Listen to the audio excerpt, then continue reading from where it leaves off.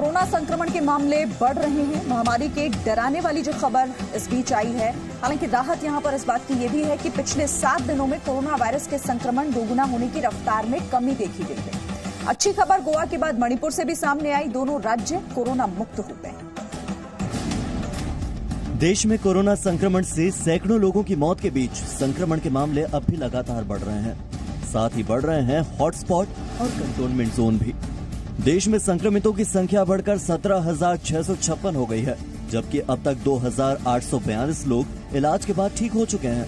देश में कोरोना संक्रमण से अब तक 559 लोग अपनी जान गंवा चुके हैं। पिछले 24 घंटे में देश में कोरोना संक्रमण के 1,540 नए मामले भी सामने आए, जबकि 40 लोगों की मौत हो गई। कोरोना को लेकर दिन रात आ रही बुरी खबरों के बीच थोड़ी राहत पहुंचाने वाली खबर भारत के स्वास्थ्य मंत्रालय ने दी है। मंत्रालय के मुताबिक देश में कोरोना संक्रमितों के ठीक होने वालों की संख्या में अब बढ़ोतरी हुई है। पिछले 7 दिनों में कोरोना वायरस के संक्रमण दोगुने होने की रफ्तार भी कम हो गई है। अब संक्रमण करीब 3 दिन की बजाय 7 दिन में दोगुना हो रहा है। इंडिया का डबलिंग रेट लॉकडाउन से पहले जो 3.4 था, अब वह इम्प्रूव होकर 7.5 हो चुका है। और इससे संबंधित और भी एक अच्छी न्यूज ये है कि अगर हम 19 अप्रैल तक का डेटा लें तो इस नेशनल एवरेज के तहत 18 स्टेट्स में नेशनल एवरेज से बेटर परफॉर्मेंस और बेटर इंप्रूवमेंट नोटिस किया गया है। कोरोना पर राहत की खबर देश के 2 राज्यों से भी आई है। गोवा के बाद अब मणिपुर भी कोरोना मुक्त हो गया है, यानी अब राज्य में कोई भी व्यक्ति कोरोना वायरस से संक्रमित नहीं है। मणिपुर के मुख्यमंत्री एन बीरेन सिंह ने ट्वीट करके कहा कि मुझे ये साझा करते हुए खुशी हो रही है कि मणिपुर अब कोरोना मुक्त है। दोनों मरीज पूरी तरह से ठीक हो चुके हैं और उनकी रिपोर्ट नेगेटिव आई है। राज्य में कोरोना का कोई भी नया केस नहीं है।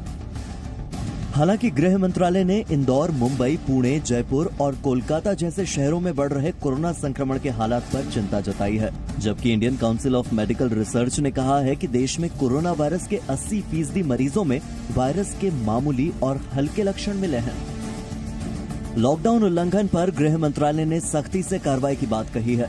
गृह मंत्रालय के प्रवक्ता ने कहा है कि लॉकडाउन के हालात की हम निगरानी कर रहे हैं। साथ ही उन्होंने कहा कि लॉकडाउन को लेकर जारी दिशा निर्देशों को राज्य सरकारें कमजोर नहीं कर सकती हैं।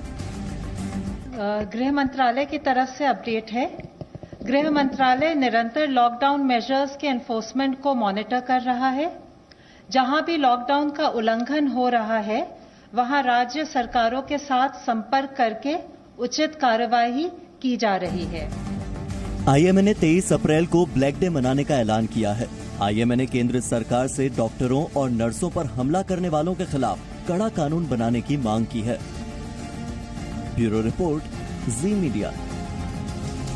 और इसी के साथ वक्त है एक छोटे से ब्रेक का। लौटते हैं फौरन कुछ और अपडेट्स के साथ।